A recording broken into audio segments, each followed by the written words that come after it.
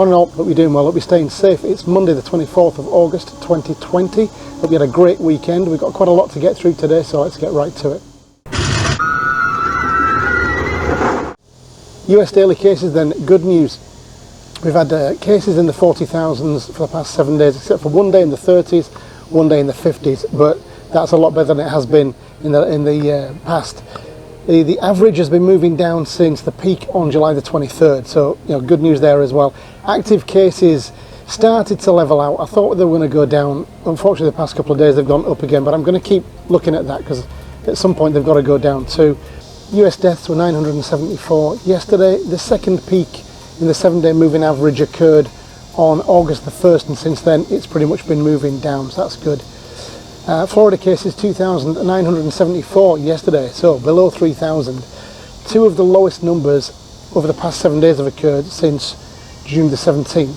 So again, I'm really positive at the moment on the number of cases, and we'll get to hospitalizations and deaths in a second. But really good news, I think, overall for Florida right now. Florida deaths were 51 yesterday. That's the lowest since July the 13th.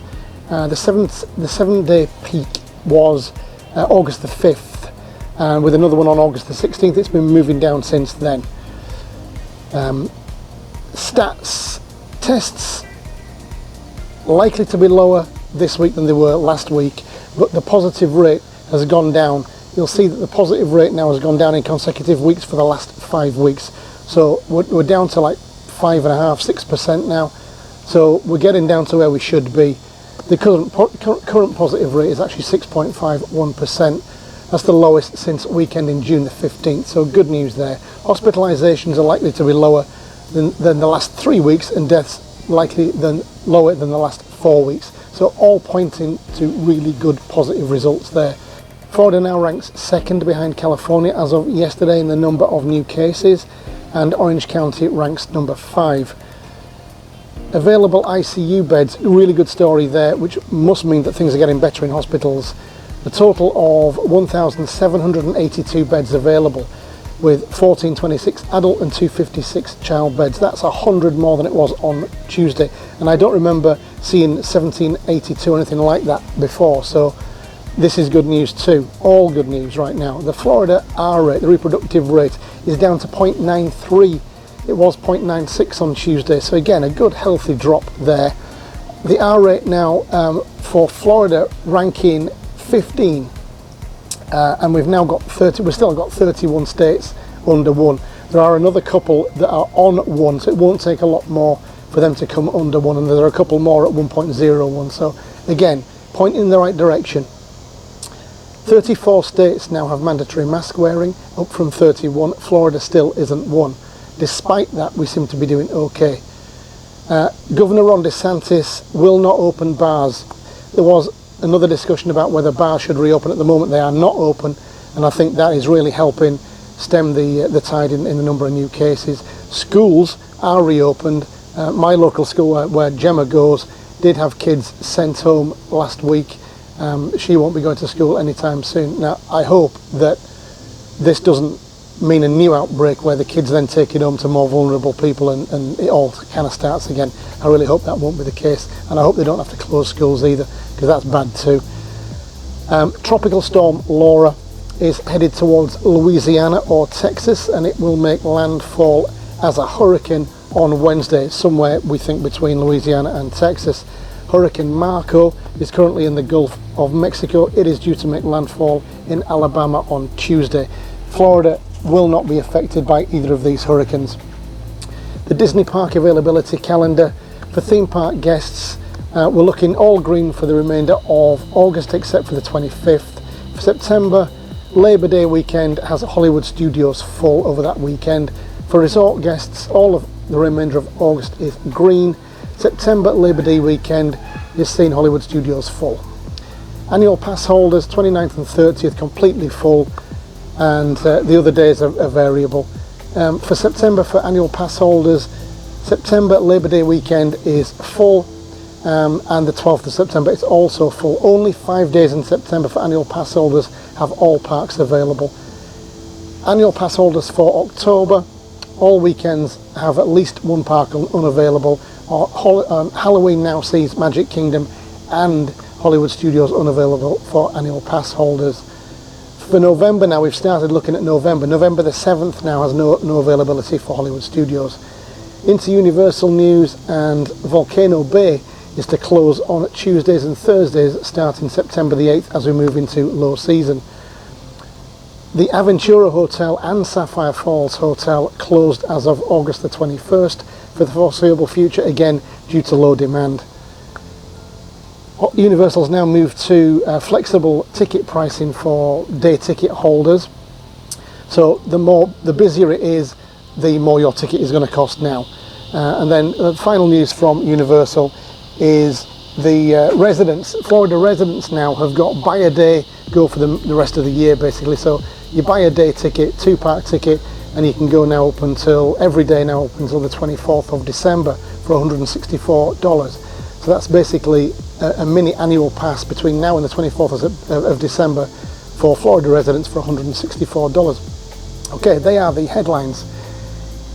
If you're new to the channel, please do subscribe, hit that notification bell, you'll get this stuff now. It might be once or twice a week, and hopefully other stuff in between time, park stuff in between time as well. If you like the video, please do give it a thumbs up. The algorithm likes the likes, it'll spread it to a few more people. And if you think anybody would like to see this video, please do share it with them. Okay, let's get to the news. The number of new cases in the US for the past 7 days has been in the 40,000s, except for one day in the 30,000s and one in the 50,000s. The 7-day moving average has been moving down since the peak on July the 23rd. The number of deaths recorded across the US yesterday was 974. The second peak for the 7-day moving average was on August the 1st, and it's moving down currently. The number of active cases in the US had started to level out on August the 16th. It held pretty steady for 3 days, but it's now moving up a little bit. In Florida, the number of new cases yesterday was 2,974. We've had two of the lowest numbers in the last week since June the 17th. We've also had below 5,000 cases per day for the last 9 days. The last time that happened was on June the 23rd. Deaths in Florida yesterday was recorded at 51. That's the lowest since July the 13th. The 7-day peak was on August the 5th, with another on August the 16th, and we're moving down at the moment. With our 2,974 cases yesterday, we ranked second behind California. In Florida, Orange County had 124 new cases recorded yesterday, behind Hillsborough, Palm Beach, Broward and Miami-Dade. Looking at the stats then for the weekend in August the 24th, and we're likely to see tests lower than last week, and in fact lower than we've seen since the end of June. The current rate of positivity is 6.51, and that's the lowest since weekend in June the 15th. Hospitalizations for this week are likely to be the lowest in at least 3 weeks, and deaths are likely to be the lowest in at least 5 weeks. The number of available ICU beds across Florida is 1,426 adult beds and 256 child beds, for a total of 1,782. That's 100 more than it was on Tuesday. The effective reproduction rate in Florida is now 0.93, and it was 0.96 last Tuesday.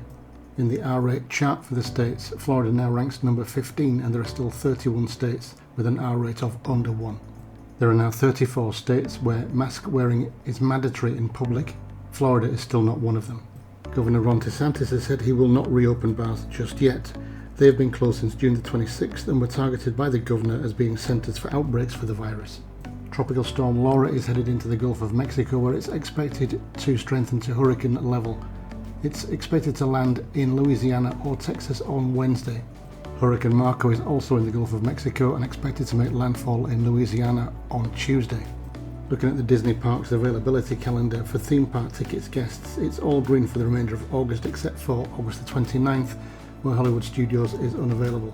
For September for theme park tickets guests, Hollywood Studios is unavailable over the Labor Day weekend from the 4th to the 7th of September. Disney Resort guests will find that all parks are available for the remainder of August. Into September, and Disney's Hollywood Studios is unavailable for resort guests between the 5th and 7th of September due to Labor Day. For annual pass holders, August isn't looking too great right now. The 29th and 30th are completely sold out. The 28th sees the Magic Kingdom and Hollywood Studios full. The Labor Day weekend of 5th, 6th and 7th of September are completely full, along with the 12th. There are only 6 days where all the parks are available for annual pass holders.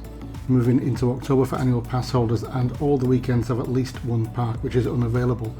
On Halloween now, Magic Kingdom and Hollywood Studios are unavailable to pass holders. November 2020 has now started to fill up for pass holders, and Saturday the 7th sees Hollywood Studios now full.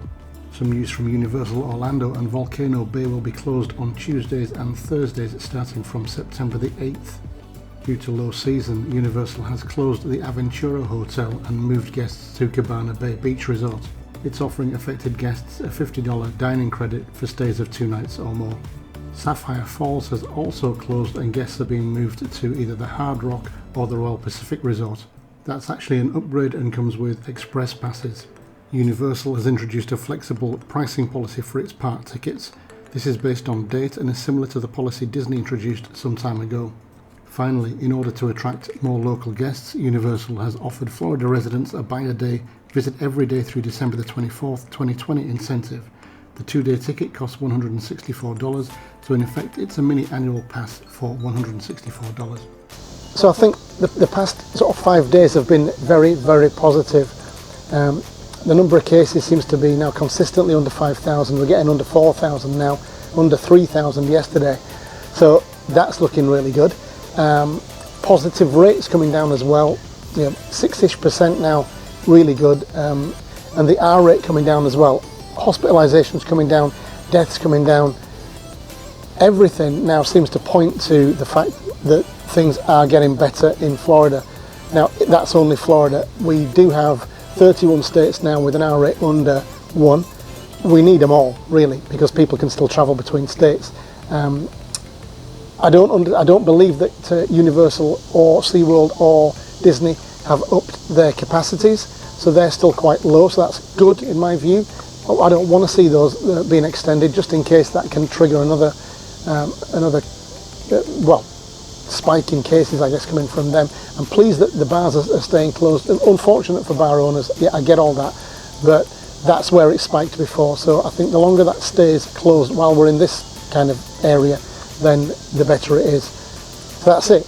Really good news for a change, right? So that's it. Have a great week. I'll be back maybe Friday, Saturday with some more of this, and hopefully we'll have some more good news to share with you.